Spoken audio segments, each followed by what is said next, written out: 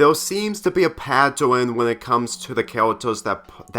Peridot interacts with. In the Wayne episode, it was Steven, the last episode was Paul, and now this episode is Amethyst, where it centers around them trying to get along when it comes to telling jokes, but at the same time, Peridot's jokes go too far that hurt Amethyst's feelings. In this episode where they're trying to build the drill,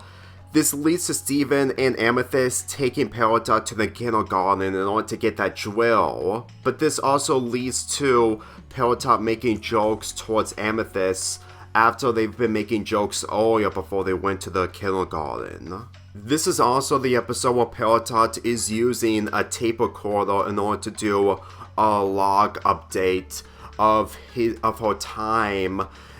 on Earth. And to tell you the truth, I honestly thought that she was using the recorder in the last episode of the season. But I guess it really shows that Peridot was really thinking ahead, and considering that she is mostly growing adjustment towards Earth, it really feels like that she was still planning on heading back to Homeworld no matter the circumstances. But getting back on track, with this episode centering around Amethyst, Steven, and Peridot, I'm getting the impression that Peridot just doesn't understand the emotions of what characters like Amethyst and Steven have. And to tell you the truth, with Amethyst being the main character, it really works after watching the whole episode from season 1. Connecting the episode on the one to this, involving Amethyst's character on how that she has feelings, really shows that this is no laughing matter whatsoever. To be perfectly real with you, my statement of my last episode review about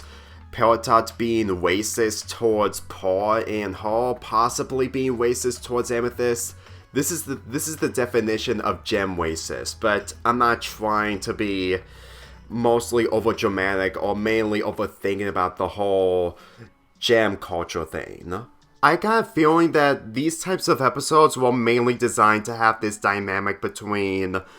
Amethyst and Peridot. Considering that in the last episode that it's mostly rare to find these dynamics and wish that they could have happened more often, I'm going to assume that the focus was mainly centering around Peridot and Amethyst's relationship. Believe me when I say this, even though that these two characters don't end up together towards the end of the series, it really feels like that by the time that this episode aired, people have been speculating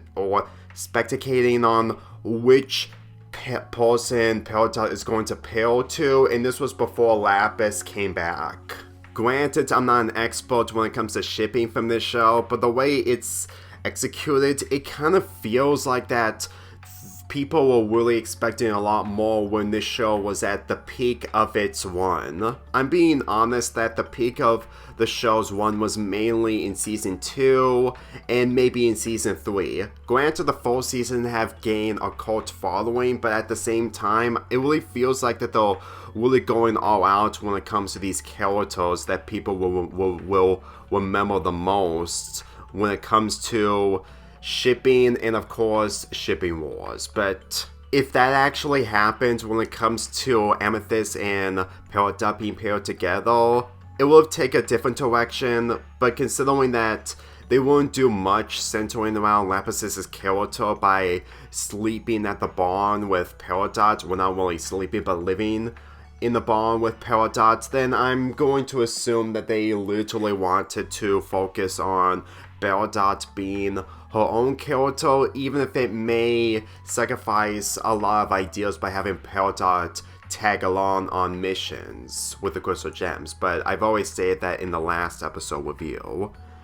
To tell you the truth, this episode alone is a little bit more important than the last when it comes to story-wise, but it gave Peridot the most development, especially since that she saved Amethyst from the drill that she accidentally turned on. I'm gonna be really real with you that the indications of Peridot turning good are really there, and the best thing is that there are only 3 more episodes centering around not only her character, but also the final ones of the season. I'm really looking forward to talk about those episodes sooner than expected. I'm giving this episode an 8 out of 10.